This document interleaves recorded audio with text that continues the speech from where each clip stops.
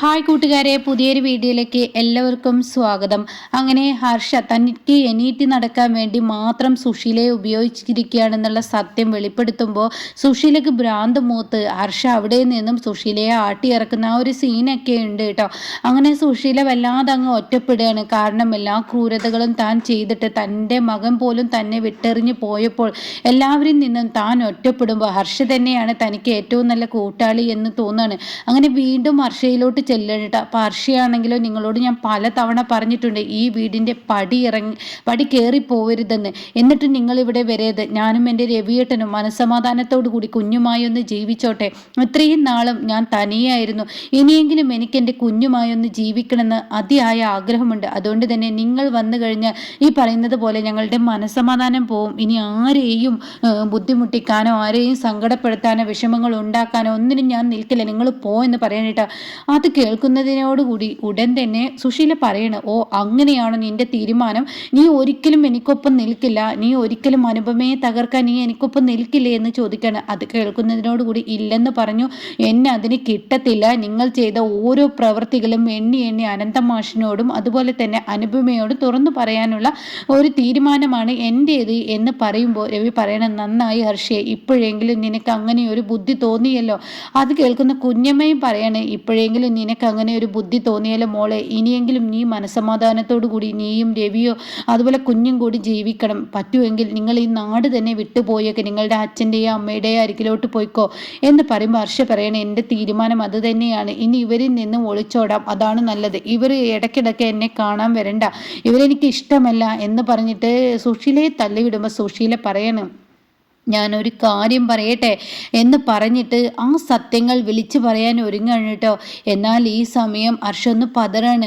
ആദ്യം ഹർഷയോട് പറയും, ഹർഷേ നിന്റെ പല രഹസ്യങ്ങളും എനിക്കറിയാം, വെറുതെ എൻ്റെ വായ കൊണ്ട് നീ അത് പറയിപ്പിക്കരുത് എന്ന് ഹർഷയോട് പറയുമ്പോൾ ഹർഷ പറയുന്നുണ്ട്, നിങ്ങൾ എന്ത് തന്നെ പറഞ്ഞാലും ഞാൻ പഴയ ഹർഷയിലോട്ട് ഇനി വരില്ല എന്നുള്ള ആ ഉറച്ച തീരുമാനമാണ് കേട്ടോ.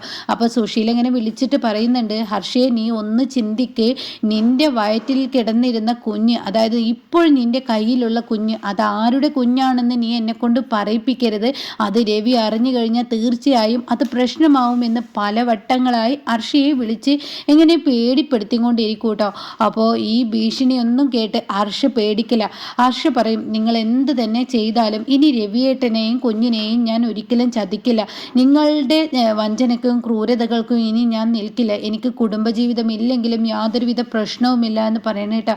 അങ്ങനെ എത്ര വിളിച്ചിട്ടും ഹർഷ തൻ്റെ അടുക്കിലോട്ട് വരുന്നില്ലെന്ന് കാണുമ്പോൾ വീണ്ടും സുശീല ഹർഷയുടെ വീട്ടിലോട്ട് കയറി വരണം. അങ്ങനെ ഹർഷ പറയും, രവേട്ട അവരെ ഗേറ്റിന് വെളിയിലാക്കുക എന്ന് പറയട്ടോ. ഇതേ സമയം ഉടൻ തന്നെ സുശീല പറയണേ, എനിക്കൊരു സത്യം രവിയോടാണ് തുറന്ന് പറയാനുള്ളത്. ഞാൻ ഹർഷയോട് സംസാരിക്കാനല്ല വന്നത്.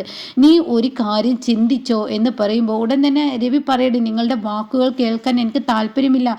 നാണമില്ലേ നിങ്ങൾക്ക്? എത്ര വട്ടം നിങ്ങളെവിടെ നിന്ന് ആട്ടിയിറക്കിയിട്ടും നിങ്ങൾ വീണ്ടും വീണ്ടും ഈ വീട്ടിലോട്ട് കയറി വരുന്നത് എന്തിനാണ്?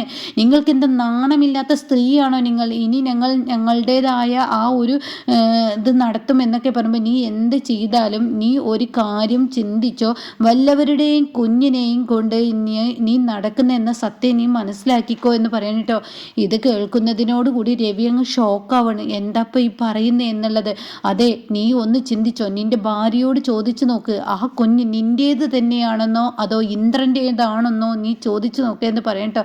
ഇത് കേൾക്കുന്നതിനോടുകൂടി കുഞ്ഞമ്മക്ക് അങ്ങ് ദേഷ്യം പിടിക്കുകയാണ്. അപ്പോഴേക്കും കുഞ്ഞമ്മ സുശീലയെ വന്ന് കരണത്തടിക്കണം. എന്താടി നീ പറയുന്നത്? രവിക്ക് ചെയ്യാൻ പറ്റാത്തത് എനിക്ക് ചെയ്യാൻ പറ്റും. ഇങ്ങനെയൊക്കെ നിൻ്റെ മകനെക്കുറിച്ചല്ലേ നീ പറയുന്നത്? ഇങ്ങനെയൊക്കെ ഒരു സമാധാനത്തോടും സന്തോഷത്തോടും കൂടി ജീവിക്കുന്ന ഒരു കുടുംബത്തെക്കുറിച്ച് പറയാവോ? അല്ല, പറഞ്ഞതല്ല, ഞാൻ ഉള്ള സത്യം പറഞ്ഞതാണ്. ഉള്ളതുപോലെ തന്നെ പറയണല്ലോ. അനുപമ പണ്ടൊരു വാടക വീട്ടിൽ അനുപമയും ഇന്ദ്രനും കൂടി ഒരുമിച്ച് താമസിച്ചിരുന്നില്ലേ? ആ വാടക വീട്ടിൽ ഇവളും എൻ്റെ മകനായ ഇന്ദ്രനും കൂടി ഒരുമിച്ച് ചെയ്യാനുള്ള എല്ലാ സൗകര്യങ്ങളും ചെയ്തു കൊടുത്തു. കൊടുത്തതും ഒക്കെ ഞാനാണ്, ഉള്ളത് പറയണല്ലോ. എനിക്ക് അനുപമ എന്ന് പറയുന്നവളെ കണ്ണിന് ദൃഷ്ടിയിൽ കണ്ടൂടാ.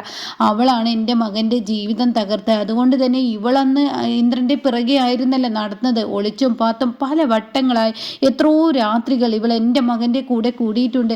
അത് കേൾക്കുന്നതിനോടുകൂടി രവിക്ക് മിണ്ടാൻ കഴിയുന്നില്ല. രവിക്ക് അങ്ങോട്ട് ചെലിക്കാനും ഇങ്ങോട്ട് ചെലിക്കാനും കഴിയുന്നില്ല. രവി ആകെ ഷോക്കായതുപോലെ നിൽക്കാണ്. ഹർഷയ്ക്കാണെങ്കിൽ ഒന്നും പറയാനില്ല.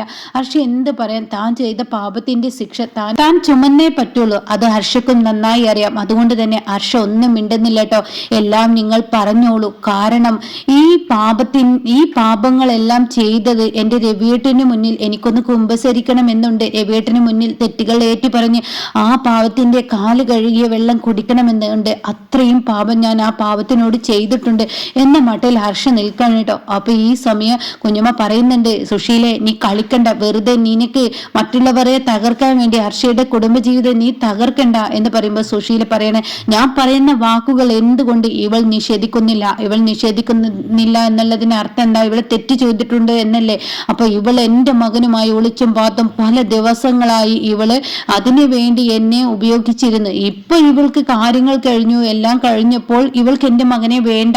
അതാണ് സത്യം. എൻ്റെ മകനെ ആവശ്യമുള്ള ഒരു കാലത്ത് എന്നെ ഉപയോഗിച്ച് അനുപമയെ തകർക്കുകയും അനുപമയെ ജീവിതത്തിൽ നിന്ന് ഒഴിവാക്കുക എന്നുള്ളത് ഇവളുടെ ലക്ഷ്യമായിരുന്നു. അന്ന് ഇവൾക്ക് അനുപമയായിരുന്നു ഏറ്റവും വലിയ ശത്രു. അന്ന് ഇന്ദ്രന്റെ പിറകെ ആയിരുന്നല്ലോ. ഇപ്പോഴെന്താ എൻ്റെ മകനെ നിനക്ക് വേണ്ടാത്തത്? അതെന്താ എന്നൊക്കെ ചോദിച്ചിട്ട് പലതവണ രവി ഉള്ളപ്പോൾ പോലും നീ രവിയെ കബളിപ്പിച്ചിട്ട് നീ പലതവണ എൻ്റെ മകനുമായി കൂടിയിട്ടില്ലേ എന്നൊക്കെ ഇങ്ങനെ പറയുമ്പോൾ രവിക്ക് ഇതൊന്നും കേട്ടു നിൽക്കാൻ കഴിയുന്നില്ല കേട്ടോ. രവി വല്ലാതെ ഷോക്കായി പോവാണ്. അങ്ങനെ പറയാണ്, എൻ്റെ മകനുണ്ടായ എൻ്റെ പേരക്കുഞ്ഞാണ് ഇപ്പൊ അവളുടെ കയ്യിൽ ഇരിക്കുന്നത് എന്നുള്ള സത്യം അങ്ങ് പറയുമ്പോൾ ഹർഷ വല്ലാതെ അങ്ങ് തകർന്നു പോവാണ്. രവിയും അങ്ങനെ തകർന്നു പോവാണ്.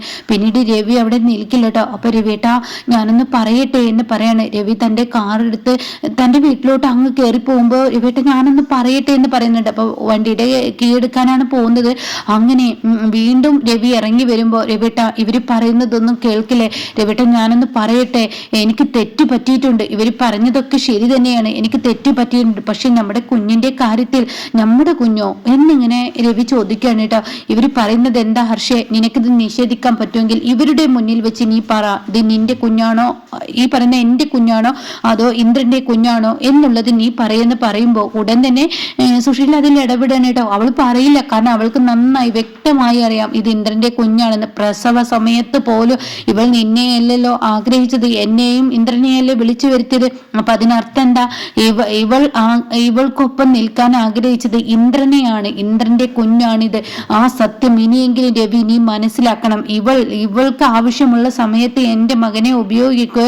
ഇപ്പോൾ ഇവൾ എന്ത് കണ്ടിട്ടാണ് നിന്റെ പിന്നാലെ കൂടിയിരിക്കുന്നതെന്ന് അറിയില്ല എന്നൊക്കെ പറഞ്ഞ് വളരെ മോശമായി സംസാരിക്കുമ്പോൾ രവി അവിടെ നിന്നും ചാവി എടുത്ത് തൻ്റെ കാർ എടുത്ത് അവിടെ നിന്നും പോകുമ്പോൾ ഉടൻ തന്നെ ഹർഷ പറയുന്നുണ്ട്, രവിയേട്ടൻ ഞാനൊന്ന് പറയട്ടെ, എനിക്ക് തെറ്റ് പറ്റിയിട്ടുണ്ട്, ഞാൻ തെറ്റ് ചെയ്തിട്ടില്ല എന്ന് ഞാൻ പറയുന്നില്ല. പക്ഷെ എൻ്റെ ഈ ഒരു സത്യാവസ്ഥ രവിയേട്ടൻ കേൾക്കണം, ദയവ് ചെയ്ത് ഞാനൊന്ന് പറയുന്നത് കേൾക്കെന്ന് പറഞ്ഞിട്ട് രവിയുടെ പിറകെ ഓടുമെങ്കിലും കൂടി രവി അവിടെ നിൽക്കില്ല കേട്ടോ. പിന്നീട് രവി അവിടുന്ന് കാറെടുത്ത് പോവാണ്. ഒരു ആണിനും കേൾക്കാൻ ഇഷ്ടപ്പെടാത്ത പല പ്രാവശ്യങ്ങളാക്കി തനിക്കും സംശയമുണ്ടായിരുന്ന ഒരു കാര്യമാണ് അത്. ഇന്ന് സുശീല പറയുമ്പോൾ അത് എതിർക്കാൻ നോക്കുമ്പോൾ സുശീല തന്നെ അതിൽ ഇടങ്ങൂലിട്ട് സംസാരിക്കുന്നുണ്ടല്ലോ. അതുകൊണ്ട് തന്നെ ഈ ഒരു സത്യം തനിക്ക് വെളിപ്പെടുത്തണമെന്നുണ്ട്. പക്ഷെ അപ്പോഴേക്കും രവി അവിടെ നിന്നും പോവുകയും പിന്നീട് സുശീലയുടെ നേർക്ക് ഹർഷങ്ങ് വാളെടുക്കണം. എൻ്റെ രവിയേട്ടൻ എൻ്റെ അരികിലോട്ട് തിരികെ വന്നില്ല എങ്കിൽ നിങ്ങളൊക്കെ ഒന്ന് പോയി ഞാൻ ജയിലിൽ കിടക്കാനും ഞാൻ തയ്യാറാണ്. ഇനി നിങ്ങൾ എന്ന സ്ത്രീ ഈ ഭൂമിയിൽ വേണ്ട എന്ന് ഹർഷ പറയുന്നുണ്ട് കേട്ടോ.